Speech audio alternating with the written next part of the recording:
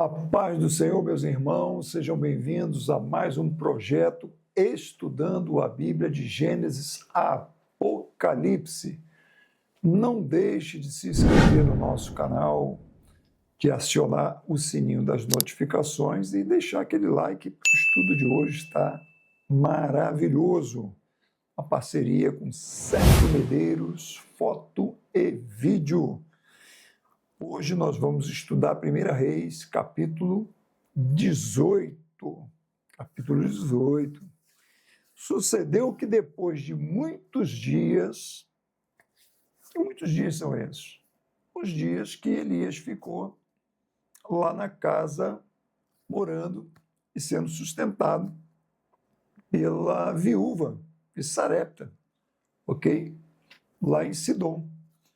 Então veio a palavra do Senhor para Elias e disse ao terceiro ano, já passaram 3 anos sem chover e sem orvalho em Israel. E Deus se apresenta a Elias e diz o seguinte: agora vai lá e se apresenta a Acabe, o rei Acabe, porque eu darei chuva sobre a terra. E foi Elias apresentar-se a Acabe. E a fome, irmãos, imagina, sem orvalho e sem chuva, a fome era extrema em Samaria. E aí Acabe chamou a Obadias, que era o seu mordomo, e Obadias temia muito ao Senhor. Eu fico imaginando a vida desse Obadias, porque Obadias ele era um temente a Deus, servindo, a um endemoniado, que era o rei Acabe, porque servia a Baal junto com aquela endemoniada da sua mulher Jezabel. E aí sucedeu que, destruindo Jezabel, os profetas do Senhor, que ela mandou matar, o Obadias, ele conseguiu esconder 100 profetas, de 50 em 50, ele conseguiu escondê-los dentro de umas covas, e ele, de maneira assim, bem estratégica, bem sutil, ele os alimentava com pão e água, tá? Só Deus mesmo, para dar a Obadias essa sabedoria. E aí o Acabe disse para o Obadias: olha, você vai pela terra, procura todas as fontes de água que você encontrar por todo Israel, todo o norte de Israel, todos os rios que você achar. Pode ser que a gente ache alguma erva, para que em vida a gente conserve os cavalos e as mulas, e a gente não perca os animais. Você vê a cabeça de um homem desse, irmãos. Ele não está preocupado com o povo. Ele não está preocupado com as pessoas, ele está preocupado com os cavalos e com as mulas. Entendeu? Para você ver o tipo, o caráter desse homem, o rei Acabe. E o Obadias, que era o seu mordomo, foi obrigado a obedecer. Então repartiram entre si a terra. Um foi para um caminho, outro foi para outro. Tá, ok? Versículo 7. Quando Obadias está a caminho, com quem ele se encontra? Com Elias. Ele se encontra com Elias, uma providência de Deus. Ele reconhece o Elias e diz o texto: na mesma hora, ele prostrou-se sobre o seu rosto, se ajoelhou e se prostrou diante do Elias em reverência, e disse: és tu o meu senhor Elias? Olha que coisa extraordinária, irmãos? Um respeito, uma reverência. Não adoração não, tá? Mas uma reverência, um respeito ao profeta de Deus. E disse ele, o Elias: eu sou. Vai, diga ao teu senhor, o Acabe, eis que Elias está aqui. Aí o Obadias respondeu para Elias: profeta, em que pequei para que tu entregues o teu servo na mão de Acabe para que ele me mate? Vive o Senhor teu Deus, que não houve nação, não houve reino aonde ele te procurou. Ele te procurou em tudo quanto foi lugar para te matar. Ele fez essas pessoas, esses reinos, esses lugares jurarem que se não te entregassem, se não te encontrassem, se não dissessem onde você estava, ele ia destruir essas nações, esses lugares. Enfim, porque ninguém te encontrava. Agora o Senhor vai e diz para mim, para que eu seja o portador dessa notícia, dizendo, eis que aqui está Elias. E tem mais. É até engraçado, né? Versículo 12, o Obadias diz o seguinte, e pode ser que eu, quando for dar a notícia, o Espírito do Senhor te toma e daqui a pouco o Senhor não está mais aqui. Daqui a pouco o Espírito do Senhor te toma, o Senhor está em outro lugar. E aí eu trago o rei Acabe aqui, chega aqui, o Senhor não está mais aqui. E aí ele me mata, né? Porque o Espírito do Senhor vive tomando o Senhor para lá, para cá. Mas aí o Elias confortou o Obadias, né, dizendo o seguinte, não, fica tranquilo, que assim como vive o Senhor teu Deus, eis que eu vou estar exatamente aqui, né, quando o teu rei chegar, tá ok? Então fica tranquilo que hoje eu vou me apresentar a ele. Aí o Obadias, então, ficou em paz e foi lá se apresentar ao Acabe e anunciou a Acabe que o Elias estava ali e queria se encontrar com ele. Sucedeu que, vendo Acabe a Elias, o Acabe, quando bateu o olho em Elias, foi logo insultando Elias, dizendo, és tu o perturbador de Israel? Como quem diz, tu é o culpado, né? Por essa seca? Ah, irmãos, aí o Elias disse, não, eu não tenho perturbado Israel, mas tu e a casa do teu pai, porque vocês deixaram o mandamento do Senhor e seguiste aos Baalins, os Baals, vocês são os perturbadores de Israel. E agora é o seguinte, vocês vão reunir todo Israel lá no Monte Carmelo. Eu estive lá no Monte Carmelo, irmãos, tá? E é um monte, um cume, né? E vocês vão levar também os 450 profetas, falsos profetas de Baal. Vocês vão levar também os 400 profetas da Azerá, tá? Que é uma outra falsa deusa lá, também era deusa da fertilidade, que comem da mesa de Jezabel, levem todos para lá. E aí o Acabe levou. Então Elias chegou, todo o povo, e disse, respondendo àquele povo, o povo de Israel, todo reunido ali, até quando cocheareis entre dois pensamentos? Até quando vocês vão ficar divididos entre dois pensamentos?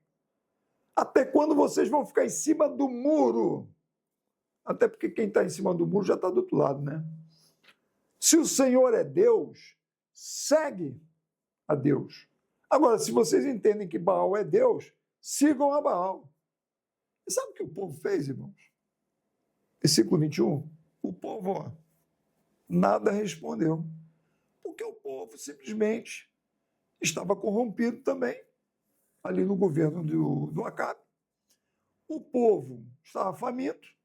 O povo, naquele momento, só pensava em chuva e comida.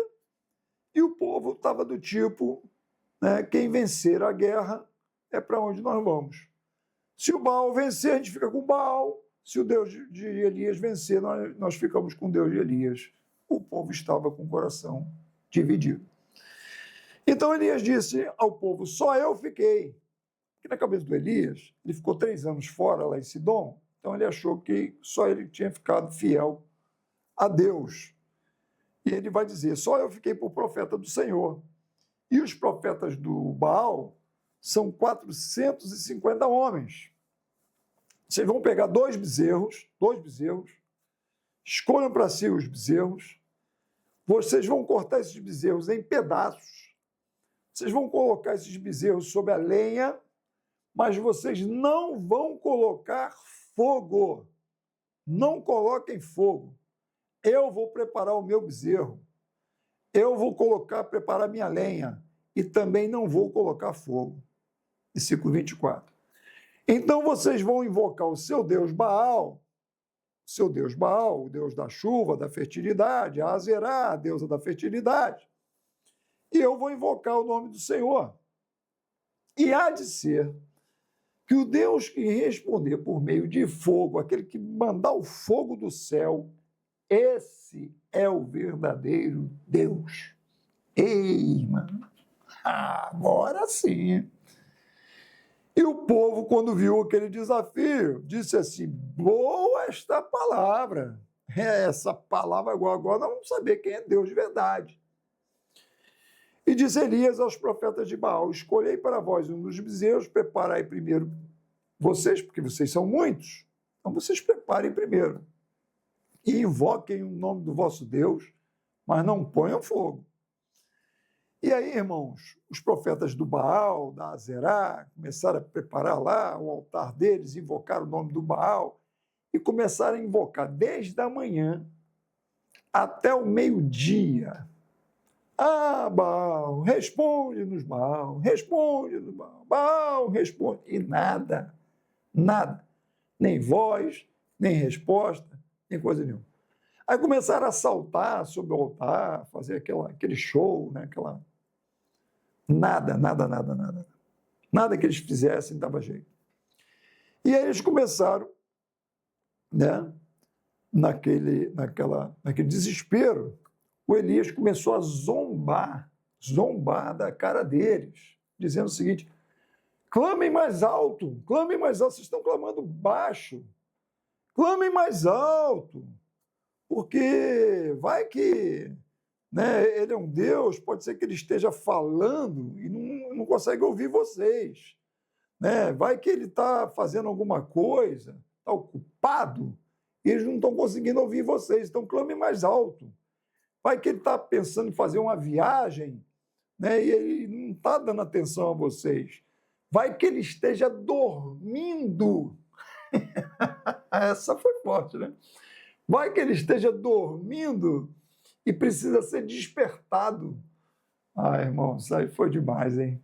Imagina a cara daqueles 850 falsos profetas. Eles clamavam com alta vozes, e começaram a se retalhar com facas, irmãos, com facas, conforme seus costumes, se retalharem todos, derramando sangue sobre si, irmãos. E aí passou o meio-dia, foram profetizando até a hora do sacrifício da tarde, quer dizer, de manhã até a tarde, e não houve voz, não houve resposta, não houve atenção, não houve nada, não aconteceu nada. E aí Elias diz assim, então chega, agora é comigo. Chegai-vos a mim, povo de Israel, chegue perto de mim, vem para cá. E o povo se achegou. Elias foi lá, irmãos, restaurou o altar lá no cume do Carmelo, que estava quebrado, abandonado. Restaurou. As pedras, 12 pedras, né, que simbolizavam as 12 tribos de Israel. Ele foi lá, ajeitou o altar. Ok? E ele preparou tudo direitinho, botou a lenha. Aí ele foi e preparou um rego ao redor do altar, tá? Na largura de 2 medidas de semente, vou colocar aí mais ou menos o quê? Uns 40 centímetros, mais ou menos, tá? E preparou tudo direitinho. Pegou o bezerro dele, dividido ao meio em pedaços, e colocou ali sobre a lenha, sobre o altar. E aí agora vem uma coisa interessante, irmãos, versículo 34. Aí ele pede água. Eu quero 4 cântaros de água. E, aí os caras têm que descer lá do Monte Carmelo e descer lá no Ribeiro de Quizon. Chão, hein? Eu estive lá no Monte Carmelo. Chão, chão, chão. É uma distância considerável. Aí os caras trazem os 4 cantos. Derrama sobre o holocausto, sobre a lenha. Agora é o seguinte, mais uma vez, segunda vez. Aí os camaradas vão lá com mais 4 cantos. Fico imaginando essa cena, irmão. Que eu estive no Carmelo, então eu fico assim, para mim, né? Eu fico assim, descortina para mim essa cena, né? Fizeram a segunda vez. Aí joga aquela água toda em cima do altar. Terceira vez. Aí, 3 vezes é um número misterioso na palavra do Senhor, né? Jesus ressuscitou o 3º dia, o Elias deitou 3 vezes sobre o menino, né? Da mulher de Sarepta, tá certo? 3 anos sem chuva, 3 vezes agora ele derrama a água, né? Ó, o 3º ano de chuva ele volta a Acabe, sem chuva ele volta a Acabe, enfim. E terceira vez joga água sobre o altar. Aí você pergunta, por que Elias está fazendo isso? Porque a água era o bem mais precioso no momento, irmãos. Se tinha um bem mais precioso naquele momento, era a água, ok? Era a melhor oferta que Elias poderia ofertar ao Senhor naquele momento, era a água. Entendeu? Por quê? Porque não chovia há 3 anos, quase 3 anos e meio. Então a água era um bem precioso. Um copo com água como esse aqui era uma raridade. Era uma raridade. E aí a água escorria ao redor do altar. Aquele rego que ele fez ao redor do altar ficou cheio d'água. E aí, então, irmãos, Elias começou a orar. E quando Elias começou a orar, caiu o fogo do Senhor, veio fogo do céu, todo aquele povo vendo aquilo. O fogo consumiu o holocausto, o fogo consumiu a lenha, o fogo consumiu as pedras, o fogo consumiu o pó, o fogo lambeu a água que estava ali ao redor do rego, de volta do altar. O fogo levou tudo, como se fosse tudo uma oferta ao Senhor.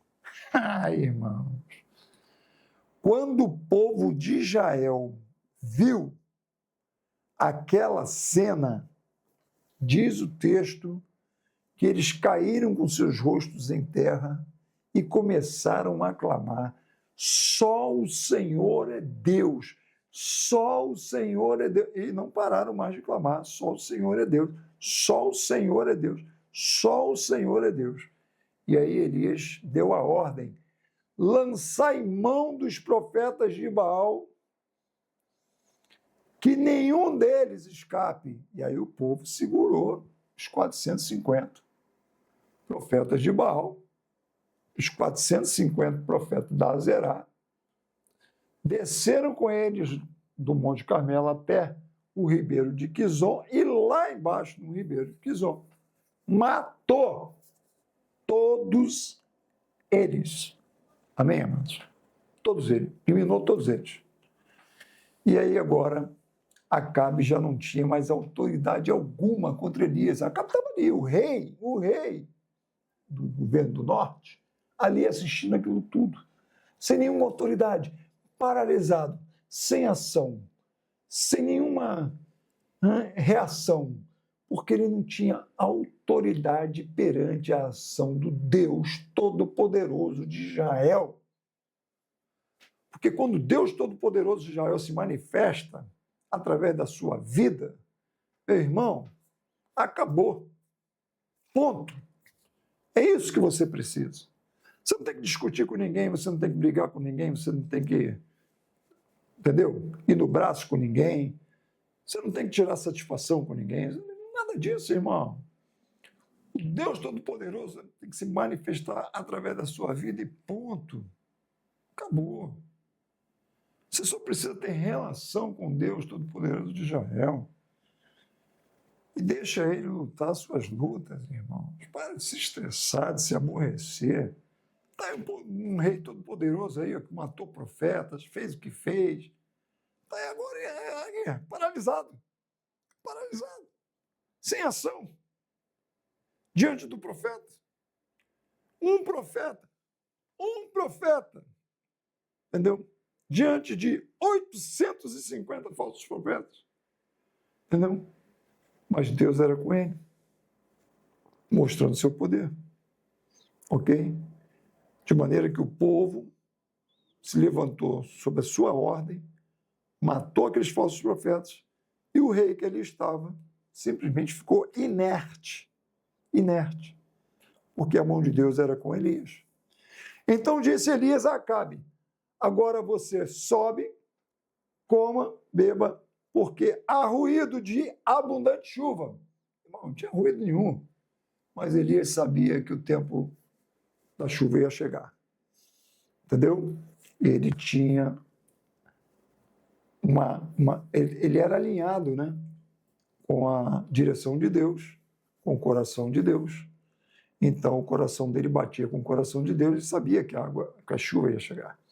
Então ele já avisou o Acabe: ó, se prepara porque vai vir abundante chuva. Acabe, mediante tudo aquilo que ele viu, ele não podia fazer outra coisa senão acreditar nas palavras do profeta Elias. Então Acabe subiu, comeu, bebeu e partiu.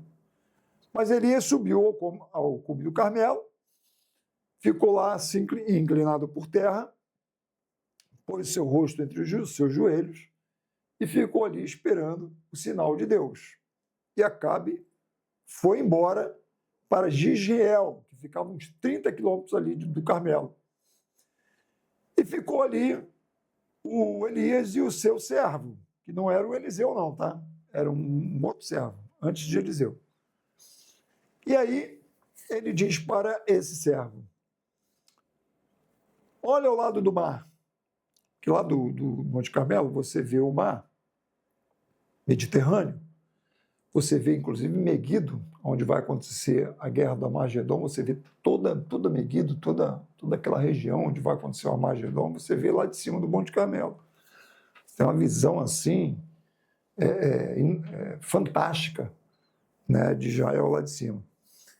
E aí o profeta dizia assim: não tem nada, pois volta lá 7 vezes, vai lá em cima, mais no cume, e olha lá para o céu e vê. 7 vezes. E na 7ª vez, voltou o jovem e disse assim: ó, eu estou vendo aqui uma pequena nuvem, mas é uma nuvenzinha que cabe na mão na palma da mão de um homem, pequenininha. A gente olha assim, parece que é pequenininha. Ela está subindo no mar. Sobe, diga para o Acabe aparelhar o seu carro para ele correr, porque se ele não correr, a chuva vai lhe impedir de chegar em Jizreel. Coisa tremenda, né, irmão? Mas era só uma nuvenzinha. Corre, porque a chuva vai impedir ele de chegar. Porque Elias já conhecia a profecia e um sinal bastava, irmãos. Entendeu? Para quem está alinhado com Deus, basta só um sinal para você saber quando vai começar aquilo que Deus já te revelou. Você não tem dúvida da revelação. Você só precisa do sinal para saber quando a revelação vai começar. Você não tem dúvida da promessa. Um sinal basta para você perceber quando que a promessa já começou. Está dando para entender isso? Elias não tinha dúvida sobre a chuva. Elias só queria saber quando ela ia começar. Só isso. E sucedeu que, entretanto, que os céus começaram a se enegrecer com nuvens e ventos, e veio uma grande chuva. Acabe subiu ao carro e foi para Juziel, 30 quilômetros, e a mão do Senhor estava sobre Elias, o qual cingiu os lombos, também se preparou, e Elias foi correndo. Agora, olha que coisa fantástica que aconteceu aqui, irmãos. Deus deu assim uma unção de restauração, de renovo na vida do Elias, que ele foi, enquanto o Acabe foi de carro não como nossos carros de hoje, né? Aqueles carros antigos de guerra, puxados a cavalo, né? Elias foi a pé, correndo. E tu acredita que Elias chegou primeiro? Está escrito aqui, entendeu? E a mão do Senhor estava sobre Elias, o qual cingiu os lombos, veio correndo perante Acabe a entrada de Jeziel. Foi exatamente isso que aconteceu. Elias chegou primeiro, entendeu? Porque Deus deu a ele uma unção da corça. Irmãos, assim nós estamos terminando nosso estudo de hoje. E o que nós aprendemos? O que nós aprendemos, irmãos, é que a fidelidade ao Senhor é algo extraordinário. Entendeu? Elias pensava que era só ele. Mas ainda assim, entendeu? Ele entendeu que, sendo fiel a Deus, a vitória era certa. Entendeu? Então, Elias foi um homem que se movia por princípios. Se moveu por princípios quando foi para Querite, se moveu por princípios quando foi para Sidom, para ser sustentado por uma viúva, se moveu por princípios quando, depois de 3 anos, se apresentou a Acabe, confrontou Acabe com autoridade, se moveu por princípios quando convocou 850 falsos profetas contra ele só, entendeu? Se moveu por princípios quando moveu o coração de Deus para que o fogo do céu revelasse o poder e a glória do Senhor dos Exércitos. Então, amado, mais uma vez eu te digo que você deve procurar viver na presença do Senhor e a glória do Senhor e o poder do Senhor, que há de ser contigo, há de se manifestar, de maneira que acabou o estresse, acabou a preocupação, acabou os embates, acabou as discussões, acabou a confusão, acabou as inimizades, acabou as separações na sua família, acabou essa fofocada. Põe na mão do Senhor, irmãos. Deixa Deus se manifestar com seu poder. Deixa Deus mostrar que Ele é Deus em teu favor. Então, somente ande na sua presença. Amém, querido? Que Deus te abençoe, que o Senhor seja contigo, um beijo no coração e até a próxima quinta-feira. A paz.